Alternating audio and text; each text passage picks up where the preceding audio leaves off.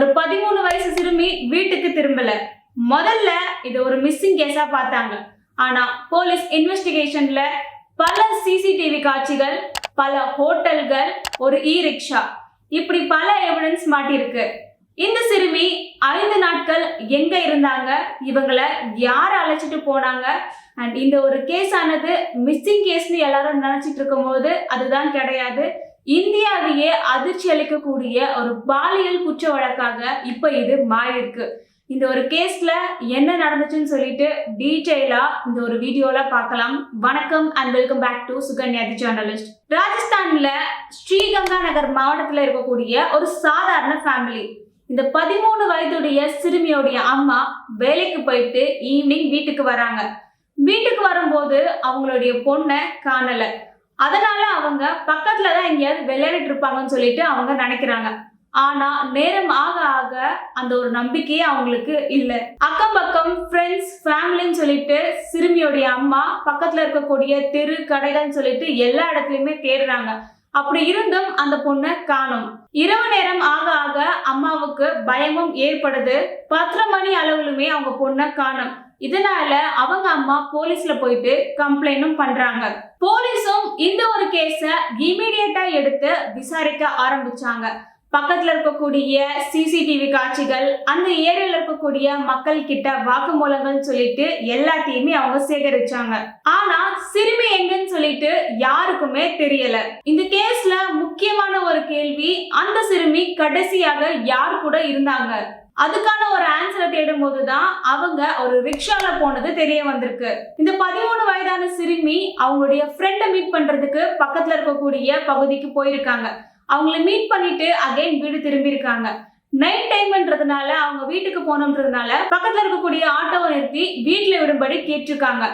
அந்த ஆட்டோ ஓட்டுநரும் என்ன பண்ணிருக்காருன்னா, நான் உங்களை வீட்டுல விடுறேன்னு சொல்லிட்டு அழைச்சிட்டு போயிருக்காரு. ஆனா அந்த ரிக்ஷா ஓட்டுநர் அவங்கள வீட்டு பகுதிக்கு கூட்டிட்டு போகாம இன்னொரு பகுதிக்கு அழைச்சிட்டு போயிருக்காரு. அந்த சிறுமிக்கும் எந்த ரூட்ல போறோம்னு சொல்லிட்டு கூட தெரியாம இருந்திருக்கு.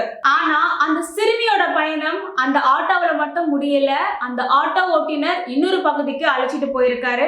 போலீஸ் இன்வெஸ்டிகேஷன் படி அந்த ரிக்ஷா ஓட்டுநர் அந்த சிறுமிய ஒரு ஹோட்டலுக்கு அழைச்சிட்டு போயிருக்காரு. அது மட்டும் இல்லாம அந்த ஹோட்டல் நிர்வாகிகள் கிட்ட இந்த குழந்தைய அவரு ஒப்படைச்சிருக்காரு.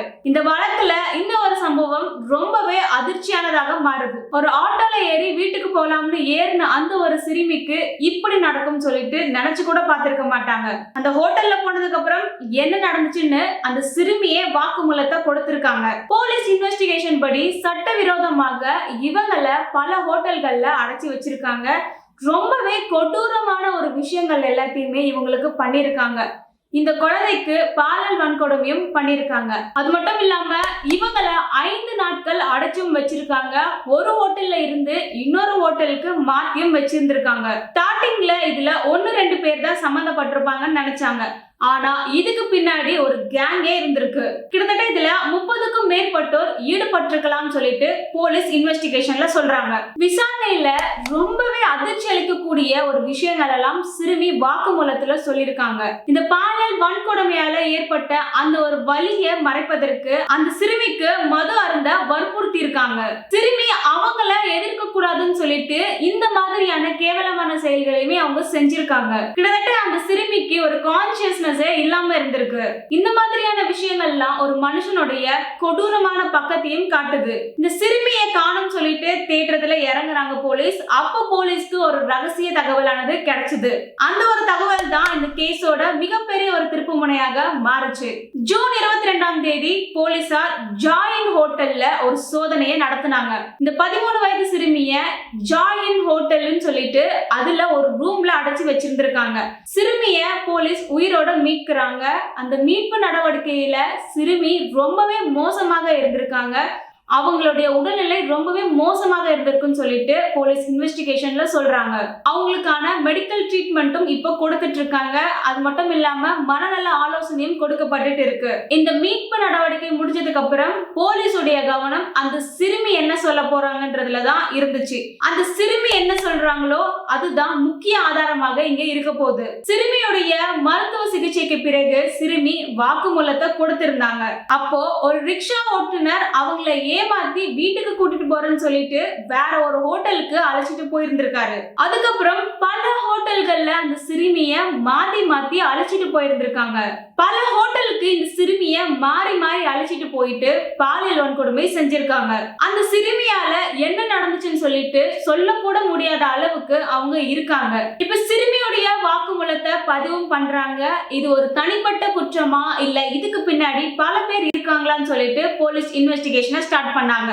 இந்த கேஸ் ஆனது தனிப்பட்ட நபர்கள் மட்டும் இல்ல, இதுக்கு பின்னாடி பல பேர் இருக்காங்கன்னு சொல்லிட்டு இந்த கேஸோட ஒரு தீவிரத்தை பார்த்து ராஜஸ்தான் அரசு இந்த கேஸுக்காக சிறப்பு விசாரணை குழுவை அமைக்கிறாங்க. சைபர் நிபுணர்கள், தடயவியல் அதிகாரிகள், பெண்கள் பாதுகாப்பு பிரிவு, சிசிடிவி ஆய்வாளர்கள், சீனியர் போலீஸ் சொல்லிட்டு பல பேர் இதுல இணைறாங்க.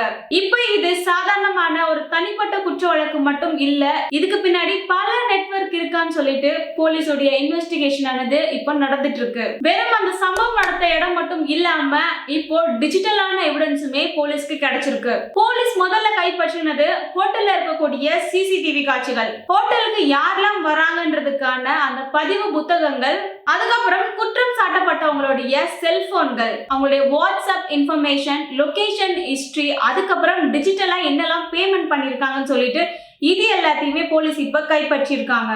அது மட்டும் இல்லாம இந்த ஹோட்டலுக்கு யாரெல்லாம் வந்திருக்காங்க, எப்போ வந்தாங்க, எவ்வளவு நேரம் இருந்திருக்காங்கன்னு சொல்லிட்டு இது எல்லாத்தையுமே கனெக்ட் பண்ணி இப்ப இன்வெஸ்டிகேஷன் ஆனது நடந்துட்டு இருக்கு. இந்த ஒரு வழக்குல குற்றம் சாட்டப்பட்டவர்கள் மேல மட்டும் விசாரிக்கல, இந்த குற்றம் நடப்பதற்கு இடமளித்த அந்த ஒரு அமைப்புகள் மேலையும் போலீஸ் இப்போ இன்வெஸ்டிகேஷனை ஸ்டார்ட் பண்ணிருக்காங்க. முக்கியமா அந்த ஹோட்டல் நிர்வாகத்தின் மீது போலீஸ்க்கு சந்தேகமானது இருக்கு.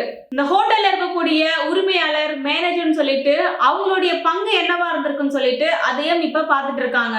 அண்ட் இதுல போலீஸோட கேள்விகள், 13 வயதுல இருக்கக்கூடிய இவங்க சிறுமின்னு சொல்லிட்டு தெரியாதா, அடையாள ஆவணங்கள்லாம் ஏன் இவங்களுக்கு நீங்க கேட்கல, பல பேர் தொடர்ந்து வந்திருக்காங்க, இது எல்லாமே ஏன் உங்களுக்கு சந்தேகத்தை ஏற்படுத்தல, சட்டவிரோதமான ஒரு செயலானது இங்க நடக்குதுன்னு தெரிஞ்சிருக்கு, அப்ப கூட நீங்க ஏன் அதை தெரிவிக்கல, இப்படி பல கேள்விகள் இந்த ஒரு விசாரணையில இருந்துட்டு இருக்கு. கிடைச்ச ஆதாரங்கள் படி ஒவ்வொருத்தரையும் போலீஸ் இப்போ கைது பண்ணிருக்காங்க. கிட்டத்தட்ட 14 பேர் இப்போ கைது பண்ணப்பட்டிருக்காங்க. மீதி இருக்கிறவங்கள போலீஸ் தேடிட்டு இருக்காங்க. ஹோட்டல் உரிமையாளரான மைன் சைன், மேலாளரான ஹர்தீப் நாத், சச்சின், இவங்க எல்லாமே இப்ப போலீஸ் கஸ்டடியில விசாரணையில இருக்காங்க. இந்த ஹீ ரிக்ஷா ஓட்டுநரான ராம்பாபு, முகேஷ் நாத், லால்பந்த் சிங்லா, இவங்க எல்லாருமே இப்போ நீதிமன்ற காவல்ல இருக்காங்க. அகைன் தீபக் மற்றும் தருண் சொல்லிட்டு இவங்க 2 பேரையும் கைது பண்ணிருக்காங்க.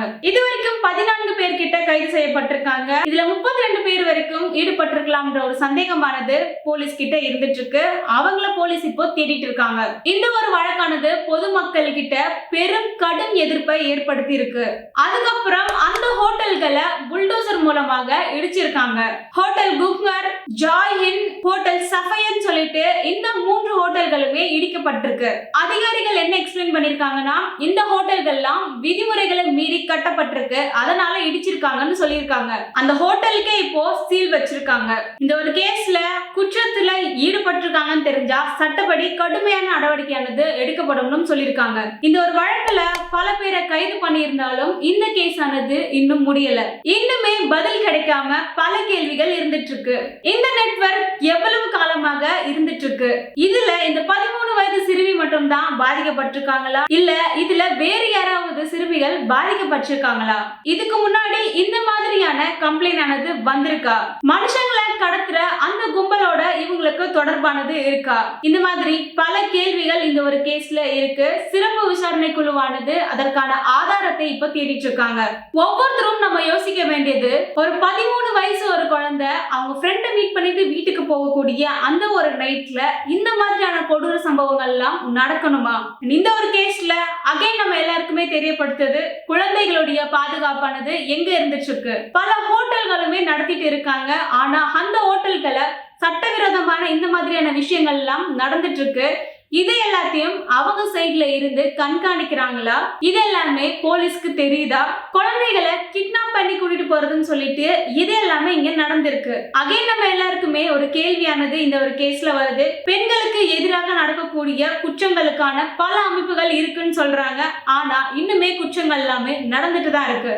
இந்த அளவுக்கு கொடூரமான விஷயங்கள் எல்லாம் பண்றாங்கன்னா அதுக்கு பின்னாடி பல பேக்ரவுண்ட் எல்லாமே இருக்கு, பல நெட்வொர்க் எல்லாமே இருந்துட்டு இருக்கு. இதெல்லாம் பண்றதுக்கான தைரியங்கள் எங்க இருந்து வருது? நம்ம நாட்டுல இருக்கக்கூடிய சட்ட திட்டங்கள், குழந்தைகளுக்கான போக்சோ சட்டம் சொல்லிட்டு இதெல்லாமே கொண்டு வந்திருக்காங்க. ஆனா இந்த மாதிரியான கிரைம்ஸ் எல்லாம் தொடர்ந்து நடந்துட்டு தான் இருக்கு. பல சட்டங்கள் வந்தாலுமே இந்த மாதிரியான குற்றங்கள் எல்லாமே தொடர்ந்து நடந்துட்டு தான் இருக்கு. அண்ட் இந்த ஒரு கேஸ்ல வெளியான தகவல்கள் எல்லாமே இப்போ போலீஸ் இன்வெஸ்டிகேஷன்ல சொல்லியிருக்காங்க. அண்ட் இன்னுமே இந்த கேஸ் இப்போ இன்வெஸ்டிகேஷன்ல தான் இருந்துட்டு இருக்கு. இந்த ஒரு வழக்குல உண்மையா என்ன நடந்துச்சுன்னு சொல்லிட்டு இது எல்லாம் வெளியே வருமா? இந்த குற்றத்துல ஈடுபட்ட எல்லாருக்கும் சட்டம் முன்னாடி பனிஷ்மெண்ட் ஆனது கிடைக்குமா? இத பத்தி நீங்க என்ன நினைக்கிறீங்க? இதுக்கான இறுதி முடிவானது நீதிமன்ற விசாரணையில தான் தெரிய வரும். இந்த மாதிரியான கொடூர சம்பவங்கள்லாம் நடக்காம இருக்க நம்ம தான் நம்மள ஒவ்வொரு நாளும் பாதுகாக்க வேண்டியதா இருக்கு. இத பத்தி நீங்க என்ன நினைக்கிறீங்கன்னு சொல்லிட்டு கமெண்ட்ல சொல்லுங்க. அண்ட் உங்க வீட்டுல இருக்கக்கூடிய பெண்கள், குழந்தைகள் சொல்லிட்டு எல்லாருமே பாதுகாப்பா வச்சுக்கோங்க. அண்ட் இந்த மாதிரியான உண்மையான சம்பவங்கள்லாம் இன்னுமே நாட்டுல நடந்துட்டு தான் இருக்கு. அண்ட் இந்த வீடியோவை உங்க ஃப்ரெண்ட்ஸ் அண்ட் ஃபேமிலிக்கு ஷேர் பண்ணுங்க. எல்லாருமே அவேரா இருங்க. மீண்டும் அடுத்த ஒரு வீடியோல மீட் பண்ணலாம். Thank you, by.